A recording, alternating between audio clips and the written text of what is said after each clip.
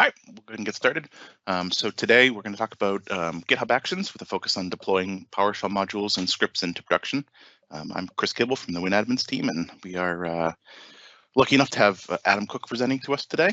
I'm going to do a few opening remarks and then hand it right over to Adam. So this is our kind of rough agenda, which there is no chance of us meeting at all. Adam, like everybody else, will certainly go over, and that's fine. So we are recording this, so if you need to drop off at noon or earlier, go ahead and feel free to do so, and you'll get a copy of the video over YouTube. And then towards the end, we'll wrap up some closing remarks and then a link to our survey, which to us is super important. If you have the time, we'll also send that out in an email. If we don't know kind of what your feedback is, we can't change anything. So thanks everybody who joined last time and provided the feedback, because we definitely incorporated some of that into this month. So some anticipated questions and definitely things that came up last week. So how you interact. So this is a Teams live meeting, so you can't talk directly to the presenters and moderators. You can use the Q&A section, which should be in the right panel, whether you're in Teams or you're using Teams for the web. You can type a question, they are moderated, and we will either respond to you in the chat or we'll bring it up directly to Adam either mid-presentation or towards the end of the presentation. And then anything that we can't get to, Adam will tweet about after the presentation's over, and we'll publish that kind of live stream of the tweet. The session is recorded, at least if all goes well, it should be recorded. We'll post it on our YouTube channel. There's some links on the screen. And then just kind of a quick note for those who haven't been on a Teams live meeting before, you can pause, rewind, and fast forward. So if you need to step away, but you don't want to miss anything, you can go ahead and hit pause and then come back later. So who are we? I think most of the folks who joined this week are members, so you already know who we are, but we are kind of a big group of folks who like to chat about geeky stuff. So if you're not already talking with us, there's a link to our Discord there. I'm very excited that in October we passed 4,000 members, which was a huge win for us and a nice big jump since we kind of migrated over to Discord not too long ago. Really briefly, won't read all these, but in our last meeting, we talked to Adam Gross about managing any device anywhere with the admin service. If you missed it, it is on our YouTube channel. It was a fantastic meeting. Adam Gross did a great job. And in the event, we actually did a denial of service on his lab, which was pretty awesome to see and do live. So if you missed it, you definitely want to go give that a watch. Some survey facts there that we will skip right over. Next meeting, so we're after this, we'll publish our November 19th meeting, which will probably be around the same time, either 10 a.m. or 11 a.m. Eastern time. We have a few vendors who like to frequent the WinAdmins Discord who are going to come and give us a non-sales, technical-only demo of some of the cool features of their products. So keep an eye on Discord and our Twitter for that. And if you want to present, December is still open, as are all the months next year. So go ahead and reach out to me either on Discord if you're a member there. You can hit me up on Twitter, or you can direct message our WinAdmins on Twitter. And with that, Adam Cook, if you are ready to start, I am good to hand it over to you. Alrighty, no problem. Let me share my screen. Looking good. Hopefully you guys can see that. Coming through on my side. Yeah, excellent, fantastic. Okay, so thank you all so much for joining. This is a presentation with demos about getting your PowerShell code into production using GitHub Actions. Before I dive in, I just want to do the usual about me very quickly, won't spend too long. Yep, so my name's Adam Cook. My job is an analyst. I work for a managed service provider, and day-to-day, the sort of things I work on are PowerShell, Config Manager, and Azure. I've been part of the WinAdmins community now for about 2 years, and if anybody's listening who is not currently a community member, it's definitely worth joining. Not necessarily just to spend somewhere all day just chatting like Chris does. No, I'm joking. But more so as just a resource. Okay, sometimes you may feel like you're just solving a problem and there's no one else. You may feel like there's no one else around you that may be able to help. Well, for that reason, WinAdmins is a great resource to have around, because not only are there clever people there, but there's also clever, helpful people that want to help. So for that reason, I stick around. Yeah, I've been around for 2 years, and everyone there has helped me tremendously. I blog on a Sysman Squad, on a platform called Sysman Squad. It's a community-driven sort of blogging platform. It's run by Adam Gross, Nathan Zenod, and Jake Shack. Is Jake's surname Shack, or is it Shackhold? I think. Sorry, Jake, if you're listening. I know I've offended you. I don't know. I think he is listening. It's Shackleford, I think. Depends on where you want to put the inflection. All right. Okay. Yeah. Sorry, Jake Shackleford. So yeah, it's a community blogging platform. I also blog on cookadam.co.uk. Got a little arrow there pointing to adamcook.io. It's because I'm currently migrating from WordPress to a different platform. So I don't know, maybe in a week, if anybody catches this recording, you may find Cook Adam redirects or doesn't exist. Lastly, thing about me, I'm an organizer for the PowerShell Southampton user group. That's in the south of the UK, Southampton. That's where I am in the UK. It's all virtual these days, obviously. So go to that link, it'll take you to a meetup page, join, attend virtual meetings if you want to learn more about PowerShell. But I won't hog too much because this is a WinAdmins event, so I'm kind of hogging that. Sorry, Chris. So about the session, roughly 1 hour. Yep, Chris said that. And I'm going to start off by introducing concepts of, or explaining what is CICD, the pipeline. You probably don't know what it is. I didn't, so I'm going to break that down. And then the meat and potatoes of the session, where we do a dive into GitHub Actions itself, what it is, how it works, so what it looks like, and how you use it. There'll be demos, lots of demos, and with the main focus of getting your code from your machine or your repository to where it needs to go. And the only assumption I have is that you know how to use Git to the point of commit and push. And if you don't, that's okay, because you will see me doing that lots of times. So let's make a start. So I have notes here on the left. I need to expand that so I know what I'm saying, otherwise I don't. This section, so what is CICD? So I want to break it down, I want to demystify it, and I want to put this phrase into practical terms and explain it in ways that make sense for us. Because I feel like it's relevant, because if you're using GitHub Actions, one way or another, you will be practicing this ideology, this method, this thing. It's not a new idea. It's been around for a long time. If you are in the development circles, you'll be raising your eyebrow and thinking, well, it's like everybody knows this. Well, no, you're probably like me, right? You're a sysadmin. You're picking up PowerShell. You're making stuff happen, and now you're starting to think, how can I automate? You're thinking, I'm automating stuff, but how can I automate the delivery of my code? So that's what this is. This is who this is for, right? So what is it? So continuous integration, continuous deployment or delivery. So CI is the continuous integration part. And CD is continuous deployment or continuous delivery, right? And I will highlight the difference soon. I will get onto that. But as I say, it's the practice of automating not just the deployment of your code, so getting it to where it needs to be, but the idea is also automating the testing. Okay, and I'll go into detail soon about that. So the very start of this pipeline, right? Because it's CI/CD pipeline, the pipeline starts from making a change to code and checking the source control, right?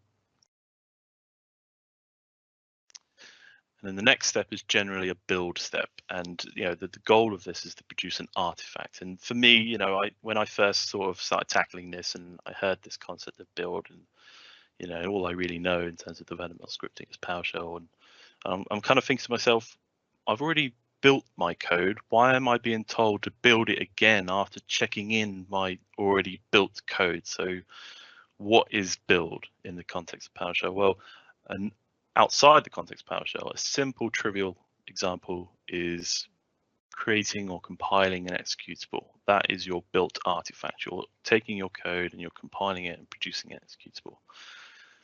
With PowerShell, an example is modules. Hopefully some of you are aware on at least how to write modules. If you're not, no problem. Generally, all there is to it, you have a module manifest, and you've probably seen a module manifest as a PSD1 file, and in there you contain metadata about your module, stuff like its name, its version number, description, list of available commands and release notes, right? As well as that, you've got 2 directories generally. There's no technical requirement for this, but there is a community standard, if you like, where you have 2 directories, one called public and one called private. Within your public directory contains all of your functions that your module exports that are available to users. So when they import your module, these are the functions that your user can invoke. Private, on the other hand, inside the private folder is where you keep all your internal functions, meaning these are helper functions. These are ones that aid purely the processing of the internals of your module. The user cannot invoke them directly when they import your module. So back on the concept of build. So to build a module, generally, you take all of the contents from within your public and private directories, and you concatenate them all into a single file, a PSM1 file. And then from that, you can then update your module manifest to, you can roll the version number. You can update the list of available commands. Maybe you added new ones, if any, right? Or you can throw in release notes if you like. So in the context of building with PowerShell, that is generally the build process.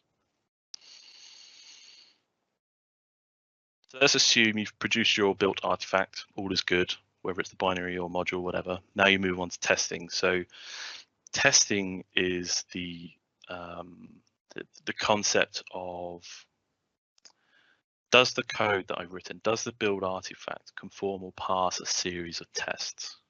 So that could be you throw a parameter at your function or your binary, and you are expecting a very certain type of value back, a data type or a value. If it's an expected value, it's returned, test passed. That's it. All right. How to do that with PowerShell, use a module called Pester. I'm not going to be demoing that. I don't know anything about it yet. I'm learning it. But in the demos, I will not be demonstrating the testing portion of your code, purely the deployment part. Okay.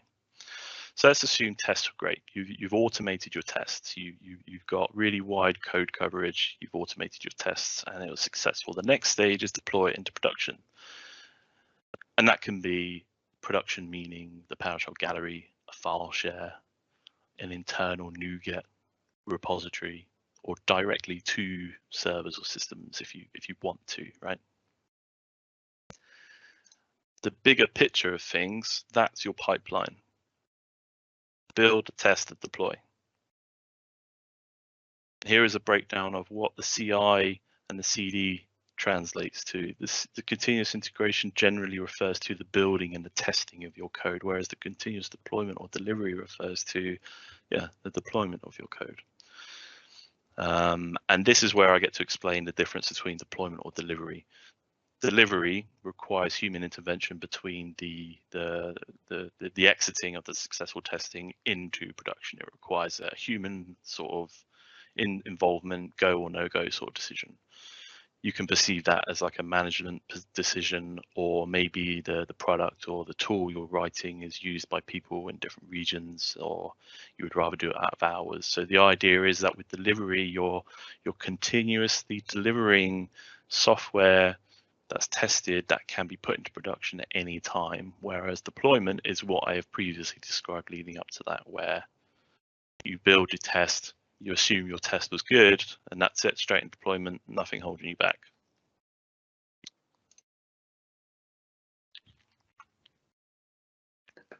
So why do it? The biggest reason I like is following something like this helps you avoid being put off to ship changes or create fixes. It frees you from the logistical or admin burden, and it helps you just improve the focus on the code of the project itself. You don't have to worry about remembering how to get it where it needs to go, what the next version number should be, or even if you do or do not forget to include the release notes, right? Just hand that all off to an automated process. You've gone as far as automating something with PowerShell. Get the delivery portion and the testing as well covered off.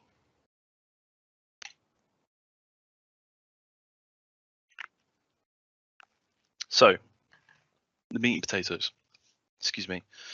I'll start off by saying it's GitHub Actions. Okay, this is probably a given by the name. It's native to GitHub, all right, and there is a very generous free tier. Okay, they give you 2,000 minutes per month free runtime that you can spend executing your actions. Okay, you'll learn more about what that actually looks like, obviously, in the demos. But before we go any further, I really just want to explain one in the most simplest way I can what GitHub Actions is. It is a YAML file that lives in a particular directory in your repository. And that YAML file has to live in github.github/workflows. And each YAML file is referred to as a workflow, and that's it. At the core of it, that is GitHub Actions. That is where you define your GitHub Actions, if you like, right? So in your workflow, in your YAML file, you have to contain jobs, and those jobs contain steps. And steps can be either invoking commands or actions. So commands being shell commands, you could say something to the effect of, okay, this string, please execute it using this shell. So using CMD or using bash or using PowerShell, execute this string. Actions, on the other hand, a really good analogy is like modules on the PowerShell Gallery. These are sort of modules that you can call upon in your workflows that are available on the GitHub Marketplace. They are predefined written functions for you. A really good example that you'll see is Azure Blob Storage Upload. Instead of trying to work out all the bits and pieces of the Azure API to be able to understand, one, how to authenticate, and two, upload a bunch of files or entire folders, you just use an action that someone's already written for you, and it comes with very simple syntax. And don't dwell on that too much. We'll see that in the examples. And it's here, right? Within your jobs and your steps, and your commands and your actions, this is where you define your tasks, your orchestration tasks for your pipeline within your jobs and steps, okay? And your workflow is triggered on 3 types of events, right? One of them is scheduled, so every half an hour or whatever. Another one is what I call GitHub events, but in documentation, you'll see it written as webhooks. So those are events that are like push to a particular branch, or just any branch, or an open or a close of an issue, or a pull request, or a new comment on an issue or a pull request, or on when a new release is made. These are events. And the last one is API, which is referred to as manual workflow dispatch and documentation. And that is when you can invoke an API call somewhere outside of GitHub. You can authenticate into GitHub using the API and call upon a method to invoke your workflow. So for a moment, just think about that. You've got an opportunity to find any arbitrary sort of commands that you like, and you can trigger them on a really sort of broad scale of types of events, which is very powerful and very, very handy. And lastly, the point I want to make is that all of that executes inside what you call runners. And runners are merely virtual environments. Consider them to be basically like virtual machines that effectively has a copy of your repository, and then you can execute your orchestration task, your jobs and your steps and actions and so on. What I like about runners is that not only are they in the cloud hosted by GitHub, but you can also run them on-prem on any machine you like. You install some software and that's it. Your machine is now a runner. So I don't know, that's the gateway to having access to be able to build and deploy software in GitHub Actions to then somewhere within your company network, right?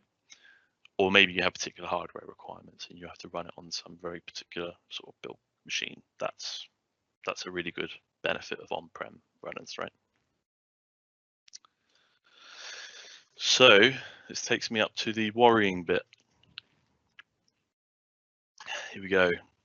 7 demos. They're largely going to be, I think it's 7, something like that. Basically, the majority of them, all but one, is going to be largely focused on showing you syntax. And the last one is going to be demonstrating to you how I'm deploying a module, and we're going to do it live, deploying a module to the PowerShell Gallery. We're going to create a new GitHub release. We're going to send the module to a shared folder from a self-hosted runner, which is in my lab. and this one actually needs crossing out because I broke it, but I was going to publish to an internal NuGet feed from a self-hosted runner. I'll show you what that kind of looks like, but unfortunately it doesn't work. So when we do that, it may actually report failed, even though the previous steps will be successful, such as deploying to the gallery. So we'll see that. We'll see that in action. If you're not sure what an internal NuGet feed is, essentially hosting your own PowerShell gallery on-prem. NuGet is the protocol. So let's make a start, shall we? Yes, this is VS Code. I'm going to assume, you'll be okay with that. If not, it's not a problem. Bear with me. I'll explain parts of the UI if you're not familiar with it. On the right-hand side here is like a file explorer, okay, and we're in a folder, which is a GitHub repository named adamcook-mycicd test repo, and in here, .github.workflows is earlier where I said that GitHub Action YAML files live, and these are all the different types of workflows that I'm going to demo. So let's start on 00 hello world. This is a really nice, sort of break the ice introduction to the YAML syntax and how we define our GitHub actions. Key value pairs, the first that you need to specify is the name of your workflow. So here, 00 hello world. On is how we define the event. And we are making this particular workflow trigger when we push to a particular branch. Right now, it's not going to do anything because I purposely made it trigger when only push to a branch called I do not exist, which does not exist. So I'll rename that to master because I do want to do that now and demo that. Okay, so you defined your event, right? That's it. So that means this workflow will execute when I push to master. Next, we define our jobs. So you must use the jobs keyword. Next, we name our job. Now, the key is the name of the job. So don't expect the key to be, job name and then the value to be, job name or name of my job here, right? That's not true. That the key here is the name of the job. I know it's a bit weird, but that's the way it is, right? Excuse me. So we defined our job, and the next keyword runs on is the virtual environment of the runner. We're specifying the type of environment, the label that. So I'm calling upon Ubuntu latest here. So this is going to spin up Ubuntu 18.04. I know the latest one is 20.04, but I think when I read the read the docs the other day, it will actually spin up 18.04 because they're still putting 20.04 in preview. And then next we define our steps, and this is a really simple hello world. We're echoing it. That's it. We use the keyword steps. We specify the name of each step, and then the run keyword. This is where we can execute commands, shell commands. So what this is doing, using the native shell of Ubuntu, which is bash, it is executing this string, echo hello world. Now, something I didn't point out is that you'll see a bunch of comments here. It's just links to particular areas in the documentation on GitHub. At the end, I'll share a link on where you can find all these examples. So this is purely for that benefit. Okay. So what you could do, we can play around with this a little bit. So what you could do is specify the shell to be something different.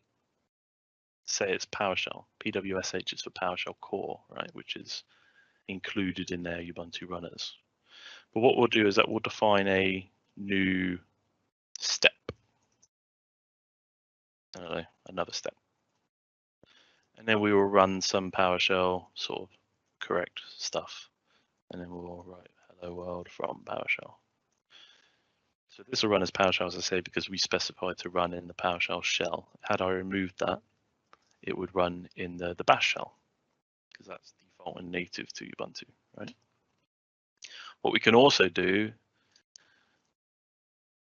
is multi-line commands.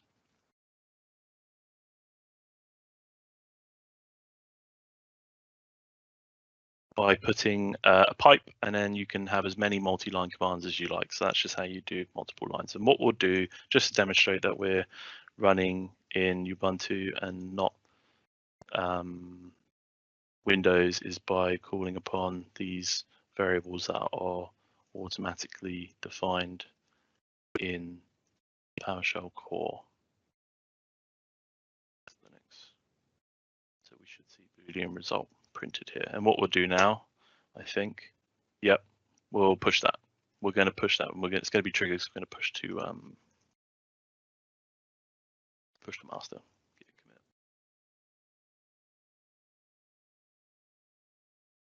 And then push. So what let's do, let's just do the normal sort of push up to GitHub, and it recognized that this event is true. So this workflow is going to be triggered. So let's go to the repository in the browser, and then you will see a tab called Actions. Do you know what? I haven't used Zoom at all. I hope everyone can see okay. Does it look all right, Chris? We haven't had any comments, have we, maybe? We have not had any comments about the size, and I have a 14-inch monitor, and it looks pretty clear to me. All right. Cool. Okay. I don't know if you saw that, but this was amber suggesting it was running, and now it's a green tick suggests it's done. So when you go into the GitHub Actions, you'll see on the left here all the workflows are available, which is true because back in the Explorer view, here's all your workflows. But you can click on the workflow and then look at the logs of the jobs. So here's the name of the workflow that we defined. Right. Let's see, do a bit of freestyling with. No, I'm not going to bother with that. Okay. Job 1. Let's look at the logs. So hello world. That was printed with bash, and you can see the logs here that it indicates that it invoked bash with the parameter e, and then it invoked our string. And the other step was expand that out. You can see write output hello world from PowerShell. This is another line, but more importantly, right, we can see that is Linux is true, and that was just really a really trivial example. I wanted to demonstrate that we are running in Linux, running PowerShell core. Okay, excellent, easy start. Cool. So what I'm going to do is I'm effectively going to no longer enable that by changing that condition for that event. Go over to the next example where we're going to talk about actions. So same, very identical structure here. Okay, so we've got the name of our workflow and we've got the condition of the event. Okay, that's not changed. Okay, and also defining our jobs also not changed, or the name of the job or the environment it's running in. But what has changed is the use of actions. Now, again, there's links here that may benefit you when you come to look at this recording. But to use an action, specify a name for the step as you normally do. You must always name your step, I think. I think that's a requirement, not sure.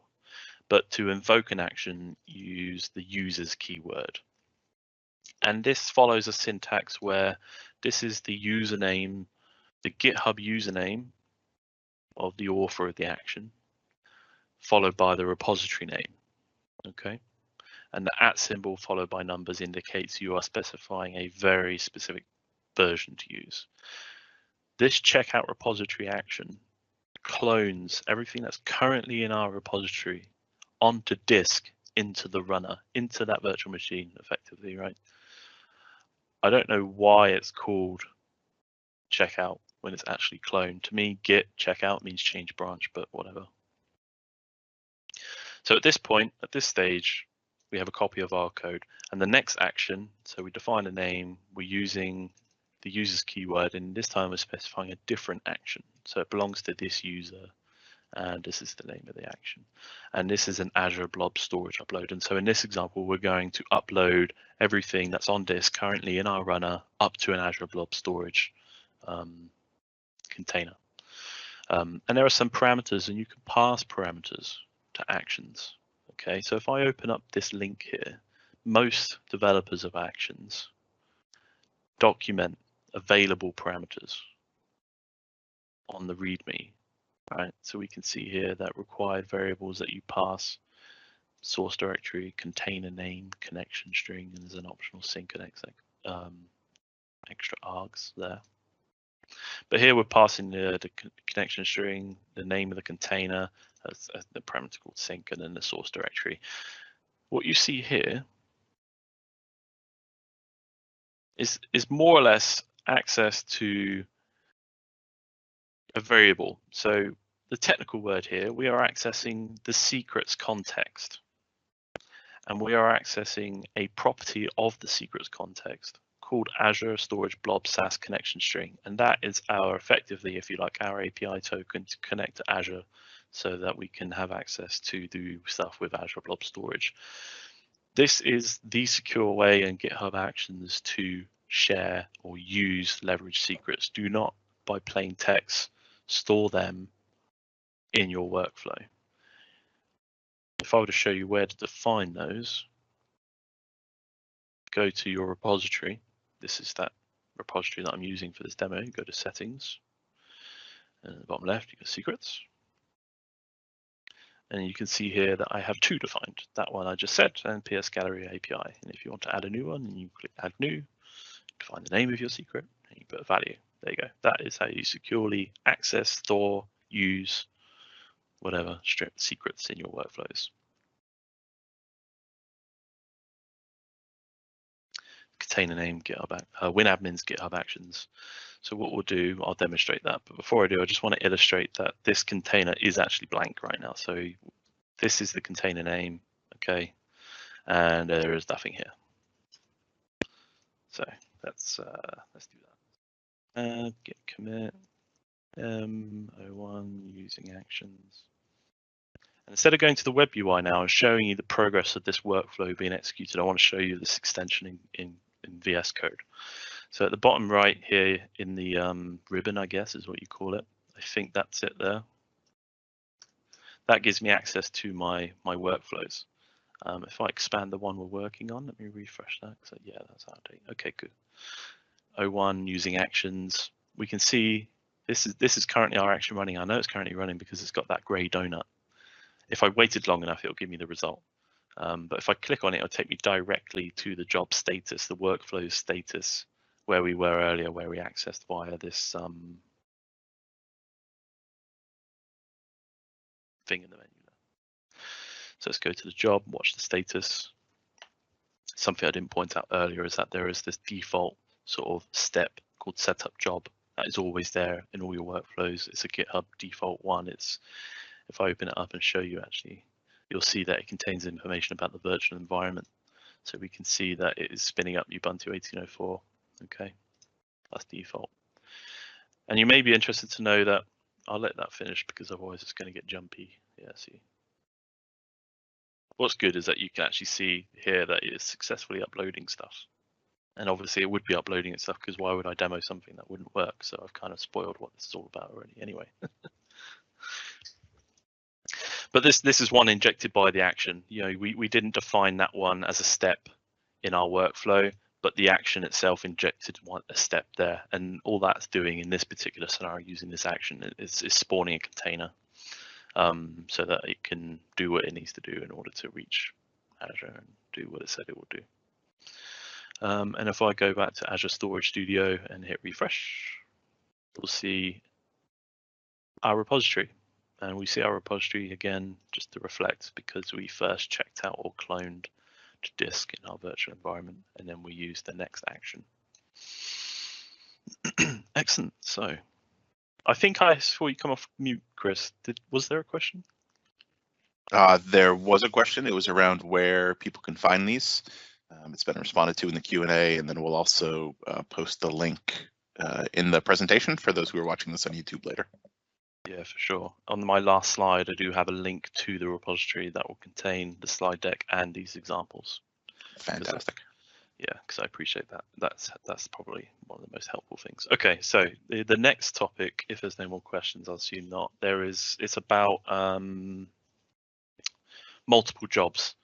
So I said that you can define job, and so far I've only worked with one job. So I'm not going to spend too much time on these first few lines because we've gone over them already. The name and the event, we're defining the event and when it's triggered. Now you'll see within the jobs section that we have two jobs, job 1, job 2. And they're both running in a different virtual environment. One's running in Ubuntu, but one's now running in Windows. Okay. And all I'm doing, very simple, is using the PowerShell shell, the PowerShell core shell. I'm using getDate. And what I wanted to illustrate with that was that the very that parallelism is default. So if I executed this if I executed this right now, if I committed it, pushed it, and it was triggered, and a runner was spawned and so on, and it ran all these steps, they would run in parallel. These jobs would run in parallel. You can set a dependency on one job to another by using the needs keyword in the YAML. So by specifying needs job 1 like this within job 2, I'm saying job 2 will not execute or cannot execute until the successful completion of job 1.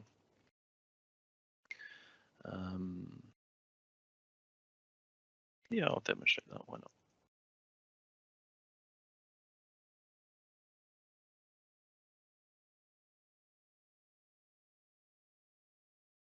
And again, I'll access the extension I have. It's called GitHub Actions. You'll see all your workflows, and you can see here on the previous one, I have a green tick on the previous one. And if I expand that, you get more information. So you get to see the status of each step within that job, which is nice. It's just not as live as the web UI. So we can see this one is still running. There's several there from practicing last night and the day before and so on. So I'll click on it, it'll take me straight to the web page that we saw before. So you'll see straight away on the left-hand side, I don't know if you saw that just then, but job 1 was the only one on the list and job 2 was not. That was by design because we did not want job 2 to even start until the successful completion of job 2. So the date time here of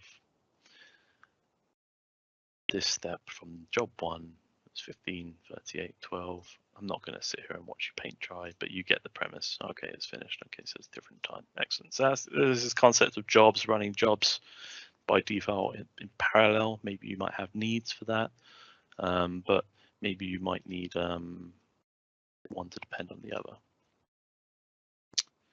We have a question in the chat, Adam. So somebody wanted to know if you had to do anything in GitHub first. Was there any kind of pre-work before you were able to use actions, or did you just create those actions by creating those workflows? Yeah, do you know what? I don't remember doing anything, and I always seem to remember the only thing doing was creating those YAML files, and that was it. But I came across this in the settings the other day. So I went to settings, I went to actions, and I think, yeah, it was this actions permissions bit, and I'm not sure whether that's the prerequisite thing you need to do in order to use actions. It wasn't for me, so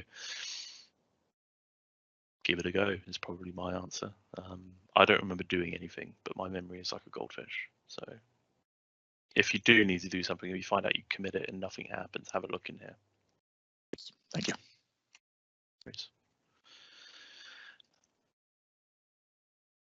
I think I was ready to go on to the next one. Yeah, I was. Next one is about environment variables, and this is probably the biggest topic of the all, because you kind of have to understand the use of variables, environment variables, understanding that when you spawn a new step, it's a child process, so you do things like I actually need to get rid of that because that was from messing around last night, and I don't want to.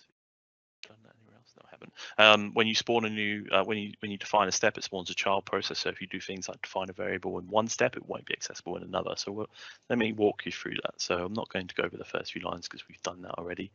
Within this job, let's walk through the steps. So one of them is define a variable and print the value of x. So define x, hello world, print it. Okay, easy. We're defining a new step where we're printing x again. Spoiler alert. It's going to be blank because of the reason I just said. Each step is a child process of calling the shell. Like when you open up PowerShell, define a variable, close the PowerShell window, open up a new one, you've lost that variable. Same reason. And these are not environment variables, these are just normal variables. However, you can still access environment variables normally like you would do in PowerShell using the env construct. And there are a bunch of default environment variables available to you within your runner every time. That are defined every time. And at the top of the link, let's open this up. There's a list of those default environment variables. So you can see one here that I think I'll be using in the demo. It's called GitHub_workflow, and it contains the name of the workflow. And there's many more. There's one called GitHub_repository, and it contains the username and the repository name. And like I say, you access them like you would do environment variables normally. Okay.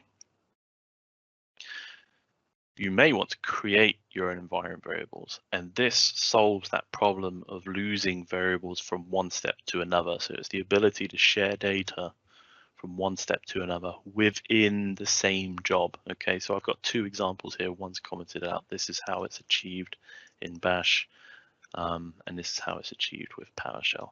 And the idea is that you write to a file, okay, that lives behind this environment variable. This is a file behind this. It's randomly generated. That's why it's not a hard code reference. It's an environment variable. And you write a keyword value pair. So the name of the variable and the value. And heads up, you have to enforce encoding to UTF-8 if you're going to use outfile and PowerShell. An example, that's in the docs, and I thought I'd call that out as well. And this is demonstrating that within a different step, we are now accessing that newly defined environment variable, and spoiler alert, in this case, we will see when we run this yellow, okay? Here is a nice example of creating a multi-line environment variable. You may have a need to, or you may not. So the syntax to achieve that, and this is with Bash, by the way, this isn't with PowerShell. What you're seeing here in this section here is a Bash, because I have not defined a shell sort of keyword here. It's using the native one to the runner. You start off by defining your variable name. You must use this construct here of 2 backward arrows, and you use a custom delimiter, and that can be anything you like. You can see I've used XYZ here. You could use ABC, but it must be two backward arrows, and some delimiter. And then you enter the value of your environment variable, and this command here will produce a multi-line sort of output to the stream. And then we sign off that environment variable with that same delimiter, okay? And that's how you define a multi-line environment. When here is again where we are accessing that environment variable in a different step. So I've kind of given you spoilers there on what the results will be, but what I want to do now is highlight about accessing these in different jobs. So what I'm going to do is I'm going to define another job. I think job 2.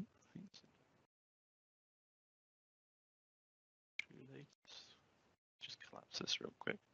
Runs on steps. Yep. And what are we going to do? We are going to. I'm going to demonstrate that you definitely cannot access these environment variables, even though we defined them in another job. And the reason being is because you have to remember that, like steps are their own child processes, jobs are their own whole virtual environments. So imagine this to be a completely different system. So spoiler again, these will produce nothing. But what I do want to show is the ability to be able to find not just job-wide environment variables, but also workflow-wide environment variables. So here's my new job. I'm writing out, hopefully the syntax is so far familiar to you. So let me go to the top and define a workflow-wide environment variable. So we achieve that by using the env sort of keyword. And then we define the name of our environment variable and value, which I don't know. Let's make it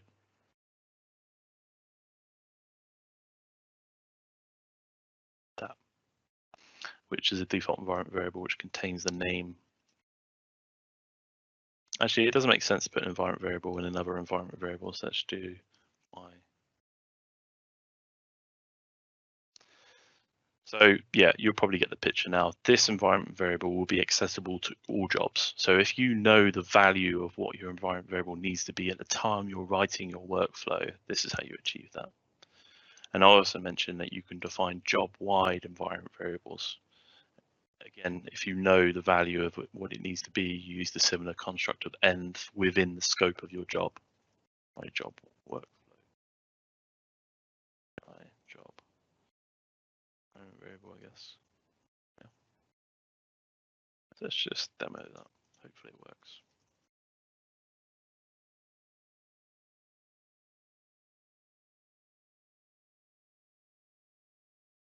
So what we're doing here, we're going to be demonstrating how X is lost between steps, how we can access predefined default environment variables, how we can define our own and access that in a different step within the same job, create a multi-line environment variable, and also show how we are not, or what I didn't do actually was actually print out those newly defined environment variables. So let me do that real quick. And I'm going to copy and paste that so it avoids issues.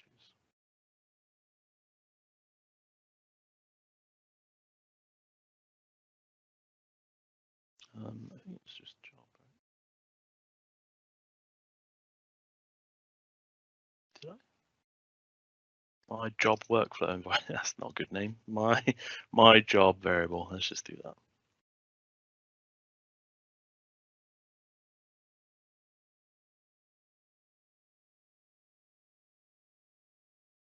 Let's redo what we just did. That commit and that push. So that workflow would have executed correctly, but it wouldn't have demonstrated what I wanted to demonstrate. So let's do that. Let's go to the.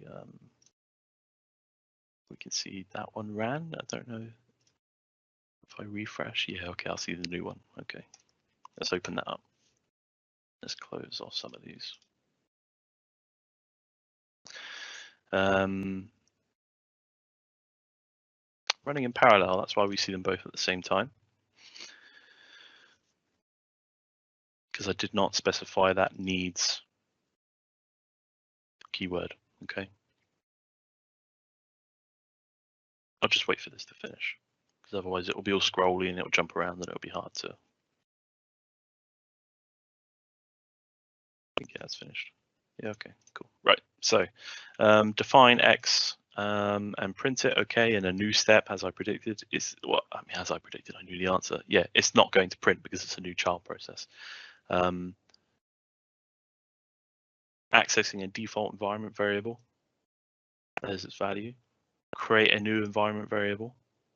No output here, but we're just defining it, and this is accessing that newly created environment variable. Okay. Create a new line, multi-line environment variable, and we're reading that. Okay.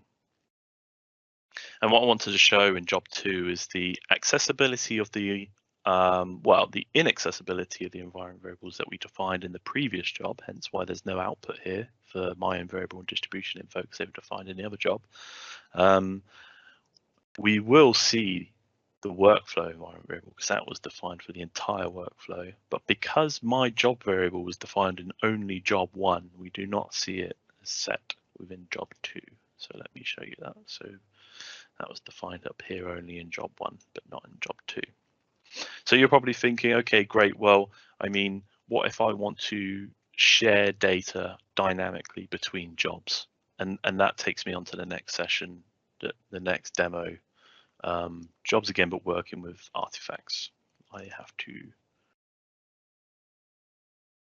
before I do that, very quickly disable that. I do not.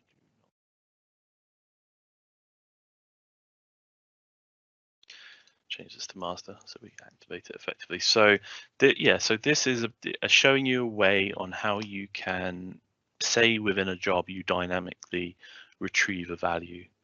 Okay. And you want to pass that to another job, right? And what we do here is that we define a Windows environment. We're doing something really simple here is that we're downloading my Twitter profile picture using invoke web request out file, right? To picture.jpg. And the way we achieve this is by using something called artifacts, and that's like a shared space between jobs within the same workflow. So we're using an action called upload artifact. We specify the name and the file to the path or folder we want to upload. Within job 2, I'm going to demonstrate that picture JPEG does not actually exist. We are going to download the artifact, this time using an action called download artifact. I'm going to specify the name of the artifact that we previously uploaded, okay? And then we're just going to emphasize that these exist, that it now exists, that I was able to retrieve that, okay?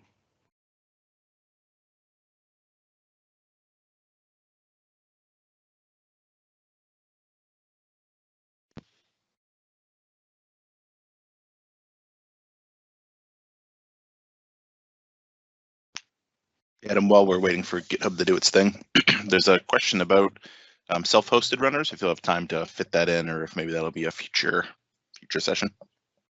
There is a demo for that, absolutely. And that is number 6, which is very quick. Yeah, that'll be very quick. The next 2 are actually more descriptive, so we'll get to that quickly. That's no problem. Thank you. I have that in a lab, so you'll be able to see that, which is cool. Let's see that. So job 1 is currently executing. So what we're expecting to see is it download my Twitter profile picture, upload as it an artifact, basically, which is, kind of think of it as like a shared folder for then another job to have access to. I didn't quite realize some of this is probably spent watching paint dry almost, waiting for each workflow to spawn, watching it run, waiting for it to finish.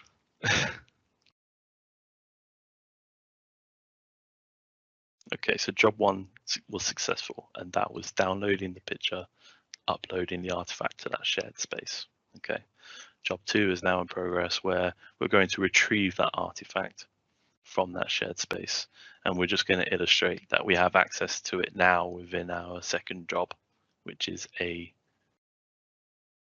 fresh runner, which is a fresh virtual environment, which is new. I really want to see this one to the end, because I want to show you that you can have access to your artifacts within the web UI here. When the workflow finishes, you have the option to download them. So think about it, within your action, within your workflow, you have logs, you build artifacts, you can upload them, and they stick around for 3 months. So it might be nice to go back and look at them 3 months later, or 2 months later, right?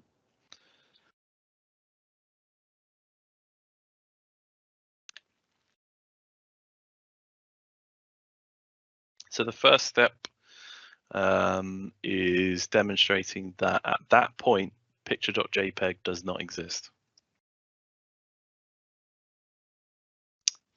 Collapse that, see if it'll stay collapsed.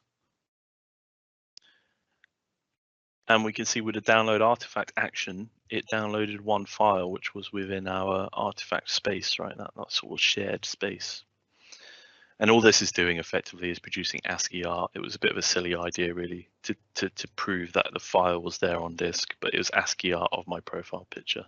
And here at the top right, you can see there is that availability now to download your artifact. So if I just quickly open up that, download it, show you my picture, and just hear how pretty I look as ASCII. Yeah, great. Kind of got the idea there. And the last step was just proving with the test path. True, it's there, all is good, right?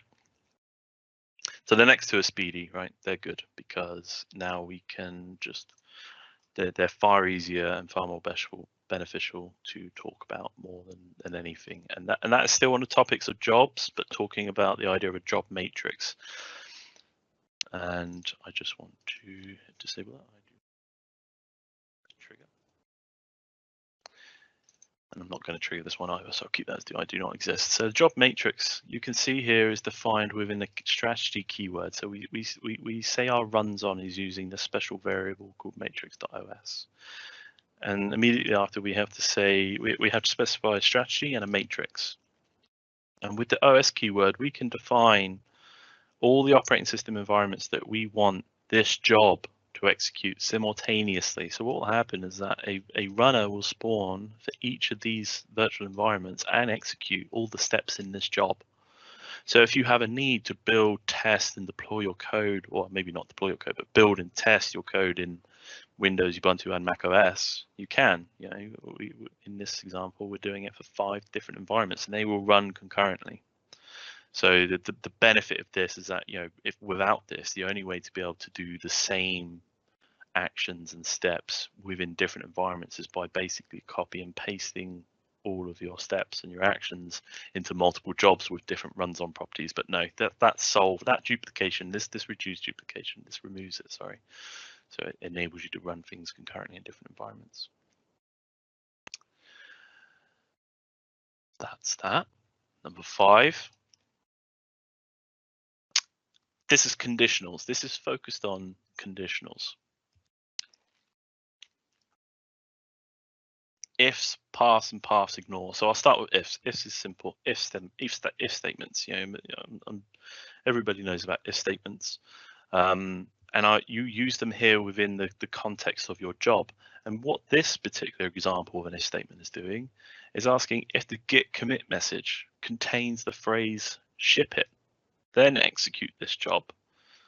What I do in one of my modules is that I do exactly that. I trigger this, my event for this workflow is a push to master, but I only want the jobs to run if it contains a phrase in the git commit message. And that's how I control when to start my pipeline. So that's if statement. You can control jobs conditional starting, go, no go with this. And you can further customize the events of your workflow by with pass, ignore, pass. And these are kind of self-explanatory, I guess, but pass, ignore, that would mean that this workflow would not run if the only files that were changed in the commit were in this directory and of YAML type. All right, so the workflow will not run if this evaluates as true. And you can probably guess pass is the inverse. So this workflow will only run if files that are changed of PS1 type in this directory.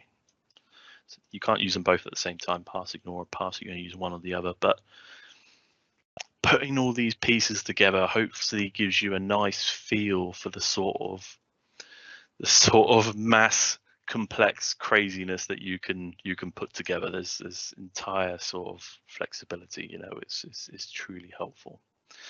And self-hosted runner, right? This is one of the questions. This is having one of those virtual environments on premise, right? This is probably the meat and potatoes of it. I'm not going to show you installing the process, one, because of time, but two, more importantly, when you install it, you go to the settings of your repository and you go to the bottom left, actions. And if you scroll to the bottom, you can add runner. If I click add runner, it'll take you to a page where you'll basically be given a few commands that you copy and paste into the shell of the VM or the server that you want to become a runner. But the problem is one of those parameters of those commands is a token which makes you authenticate as me into GitHub, and I don't want to do that. So we're just going to assume the one that I have in my lab, well, you assume it's fact, right? It's the one I have in my lab is genservo1.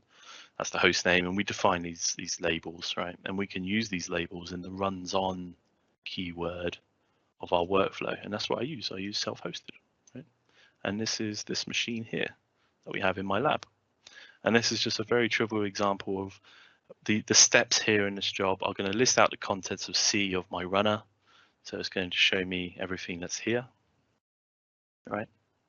We're going to check out my repository, and then we're going to copy everything in that repository to another host on my network in my home lab, okay?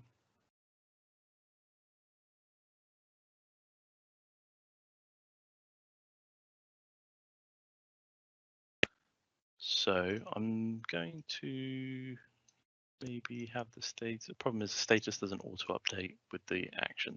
So I'll probably keep this open and show you we're expecting to see stuff appear in here at some point, all right? Because that's the step. We're going to copy the repository to that directory. Oh, I've copied my entire documents folder. I remember now because I changed the running context of the service. Well, that probably brings me to a good talking point, actually. When you install it, you'll see a service. You have the option to define it, run it as a service, or you can manually invoke it, which then connects to GitHub. Because I don't know if you saw it, there's an idle status there. So if it can reach, you'll see it running as a service, or even if the process is running, you'll see it. And you can see it's running as a service here because you'll be prompted to whether you want it to be a service upon installation of a self-hosted runner. And if I stopped it, I don't know, some seconds later, it will appear in the portal as no longer idle, right? It will at some point no longer be idle. But what I did was for testing, trying to get that internal NuGet feed example running, was changing the context to my running user just as a bodge, just to demonstrate, because I had a problem with defining the PS repository and as the NT service user credential context, I guess. So I thought I'd hack it or bodge it and put it as me, but that didn't work, but that's okay. And then finally is like the meat and potato. Well, I keep saying meat and potatoes. It's like the grand finale, right? It's demonstrating an example of deploying a module to the PowerShell Gallery, sending it to a shared folder, and creating a GitHub release. I'm not going to walk through all these steps, all right? That's not the goal, and that's not my objective. But what this does give you is a baseline example of how to do those sort of things using workflows. So I never intended to walk through all of this, but just know the sort of things it does is, yes, builds the module in the way that I described at the start, publishes it to the PowerShell Gallery, creates a GitHub release. And what I mean by GitHub release is if you go onto most repositories, like I'm showing you this one here, on the right hand side there is a section called releases, and this is where you can define named releases where they have pages of change notes, titles and access to artifacts that you generated and you've associated with those releases. And this is a zip file which is of that module. So even if this doesn't work, it is definitely for you at the very least an insight to what you can do, what is possible. It's to hopefully get you excited about the idea of being able to use this and automate that delivery of your code, right? Something I need to do is to, okay, so I need I don't know, let's put something custom. You can see I've got loads of attempts here where last night I spent a long time after many attempts trying to get it to work, but in the end I gave in.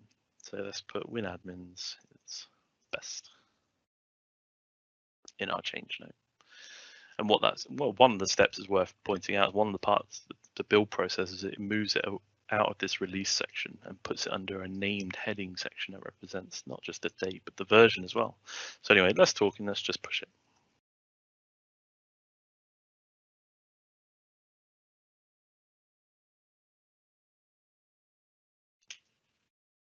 And then we will watch the progress of the job. Look, you could see all these failed attempts from last night. That's hilarious. All the red X's. And even if I expand them, you'll see some jobs executed. It's 2 jobs set up here. One of the jobs was mostly successful, and that was a job named published to GitHub and PowerShell Gallery. So it was that bit that was fine, but it's the publishing internally bit that I really struggled with. So yeah, I promised being able to show it off, but it's totally possible. Just because I couldn't get it to work doesn't mean you won't be able to. I'm sure with enough time I could have done, but I didn't, unfortunately, in this case. So let me hit refresh and see the currently running job. Click on that, it'll take us to the oh, is that true? It was skipped. Why is that? Oh yeah, there's an if condition, which I completely forgot. It has to contain. So what we can do is just contain the keyword ship it, and then I think I can do allow empty parameter. Git push. Because I haven't made any changes to anything in the repository, so that's why I passed the allow empty there. All right. And this is that keyword that I had to specify, like I demonstrated earlier on. And that's kind of a good example as well, really, that this is what it looks like if the if condition is not satisfied, right? I don't think job 2 had the if condition either. Let me collapse that. Yeah, oh, it did. Both had it. Okay, that makes sense. All right, let's have the one that now should. Let's have a look at the one that now should be running. Okay, yeah, so we can see our commit message. It's just ship it. And I have open here, yeah, the last GitHub release and the module in the PowerShell Gallery. So its current version is 1.30, and that is today's date. That's the numbering scheme I came up for versions for my own modules. Oh, we're 5 minutes over. Oh, sorry, this is the last demo. We're almost over.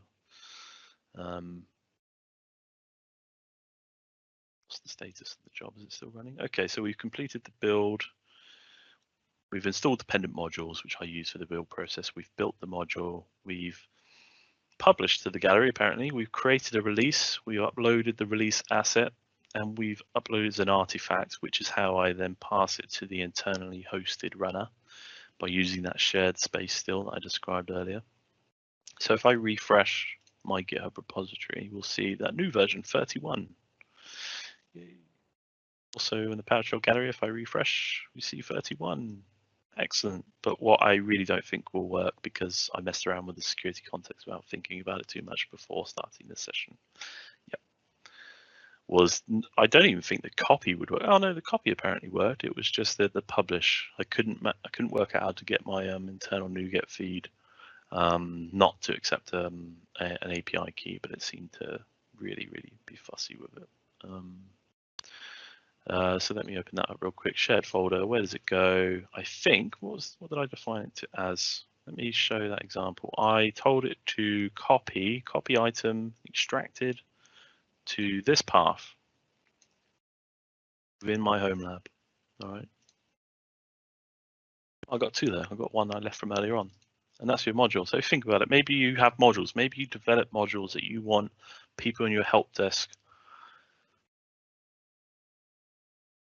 to use. Maybe you have systems that need it, right? This could be for you a delivery mechanism, right? Yeah, that's it. That's pretty much it in terms of demos. So let me jump over to my final slide and wrap things up. I'm sorry I ran over, guys. That's it's only 10 minutes. Hopefully it wasn't too disruptive for most people. I have some final comments before we hand over to Chris. I know Chris has a wrap up, but here I've included the link, which I said I would, to where I've put a copy of all these workflows and even the example module, which I messed around with. This resource in the second bullet point, that's the GitHub repository that contains the presentation, by the way. The second link is a really good resource. If you look at a massive YAML file like I just showed you in the final example, that visualizes it in a nice, really nice visual sort of diagram way. It's a tremendous resource. These are the learning materials that I used. I recommend you take the same path. Some offered by the community, like the top one, the official GitHub one. There's docs, the Pluralsight course that I used in particular at the very start.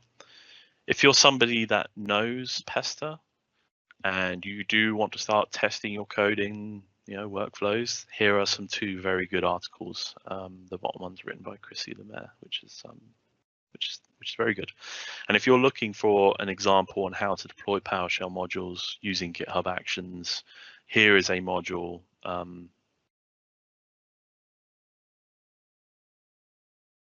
It's not necessarily the perfect way. I'm not going to parade and say this is how you must do it. But if you're looking for inspiration, go check that out. And you may also take comfort in the idea of that. If you're thinking, oh yeah, well this is GitHub. We don't use GitHub at work, and I'll have to convince people to use this new service. Well, if you already use Azure to some degree, or maybe you're onboarding the idea of Azure, there is a very much like-for-like service in Azure, because GitHub's owned by Microsoft, right? And I don't know much yet about this, but Azure Pipelines, which is more or less a mirror of GitHub Actions, it's the same service, just rebranded. Things will be named differently, and there may be more or less features. But if you want this type of automation, but you don't want GitHub, consider GitHub Pipelines. Sorry, Azure Pipelines. There's a link to an example doing a very much similar sort of demonstration what I've done, but using Azure Pipelines. And right now is a PowerShell 24-hour live event where someone called Sean is giving a very similar talk, I think, using Azure Pipelines. And it says DevOps here because it's a part of that sort of service. Deploying PowerShell using Azure Pipelines. And those are the times of when the session starts, but they had like an hour-long hiccup earlier on, so that may be delayed a little bit. So if you're interested in the Azure equivalent, check that out. But that's it from me. Huge thank you to everyone who's listened, and huge thank you to everyone in the WinAdmins community. There's so many people there that are solely responsible for what I know. They're really helpful, and obviously huge thanks to WinAdmins for hosting this and letting me do this. So thank you all so much for your time, and I hope that was useful. Awesome, thanks, Adam. So we have two questions, and I'll let you decide if you want to try and answer them in maybe a minute or less, or if they're ones you want to tweet about, or if they're ones you just want to say, I have no idea, and people can Google it. Sure. The first comes from Ryan. He Yes, for the free 2,000 minutes that you talked about at the beginning, is there a way to view that in GitHub, just kind of see where you're at for the month? That's a good question. I have no idea. Okay. I haven't actually looked. That would definitely be something I would Google. I wonder if it's here in the settings pane. No, it's not. I don't know, unfortunately. All right. And the other one was, if there's anything that you do to validate your YAML before you include it in your repository, it says there seems to be a lot of room for error in the syntax. Do you know if it's, there might be a typo in there. So, so what are you doing to kind of validate it? Yeah, no, I think I understand the question. Like almost like a linter for not just YAML, but GitHub's in GitHub Actions implementation of their YAML. Yeah, no, if there's a syntax problem, the workflow just will not run. Like before any runners are spawned or initiated or involved, you will be told what line the issue is and where the syntax issue is. You know, maybe the data type that you've passed a particular key is not correct. You know, you will be informed. So no, I'm not aware of any linter, but Actions itself will do a very good job of telling you what's wrong and where, if any, with the syntax. Okay, cool, thank you. So I'm going to, there we go, share my side. So last slide, so just a huge thank you. Just like last time to Microsoft, they have completely donated this Teams live event platform to us, which allows us to host 10,000 people. And they do that asking nothing at all from us, so thank you to them. Obviously, thanks to Adam, who spent over an hour now presenting some pretty awesome stuff. I admitted to Adam at the very beginning of this that I knew nothing about GitHub Actions. I actually didn't know that much about YAML either, so I've learned a ton that I'm going to be able to take back. And then to the WinAdmin staff who kind of jumped on and helped moderate questions. So thanks everyone. There is a QR code for the survey there. I'll also email this out to anybody who registered to this event if you don't have time to take a picture of that. As I mentioned at the beginning, super important that we can try and get your feedback there. We want to try and kind of tailor these to you in the future. So your feedback is really the only way we can do that. So with that, I'm going to end the recording and end the meeting. I will post on our Twitter and our Discord when this is recorded in case there's anything you missed or if there's some folks you want to share it with. And if there is anything else we can do for you, please don't hesitate to find us in Discord. Thanks, everyone. Thanks, Adam. Thank you.